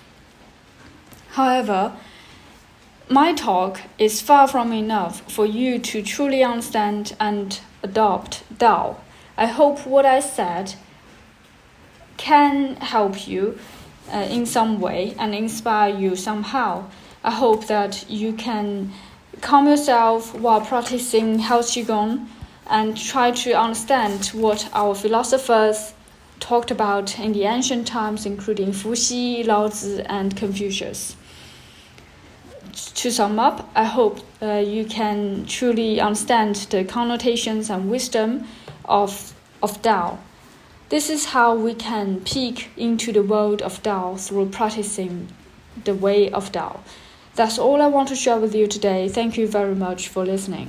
我们总共讲了这么3讲练养融合、健身气功天然属性、养生智慧、健身气功辅食皆是练功求道，健身气功目的所在。我的水平呢有限，在这里呢只是给大家结合我的练功体会，给大家一些提示也是刚才说的就抛砖引玉的作用吧。In our last 3 lessons, we have talked about the attributes and characters of Health Qigong and how the preservation and the values can be found everywhere. And also today we talked about the Tao integrated with Health Qigong. I hope that due to my limited capability, I hope you could still find some inspiration. 健身气功呢是我们的珍宝望大家呢不要像对待明青花一样就是青花瓷瓶一样，只是去发尸骨之忧。我们既然喜欢它，就要珍爱它，持之以恒的实践它，享受它。祝大家获得健康长寿和幸福。I hope that you should not treat the Health Qigong as a porcelain in the past that is a gem, but you only feel nostalgic about. If you truly like it, you should value it and practice it in a sustained way, truly enjoy it and hopefully enjoy a happy life with a long and healthy longevity. 好，再次感谢中国健身气功协会和国际健身气功联合会的邀请也谢谢我们幕后工作的翻译、摄影和编导们谢谢大家。Lastly, I wish to pay my gratitude to International Health Qigong Federation and China Health Qigong Association, as well as the cameraman, the interpreter, and the director. Thank you very much.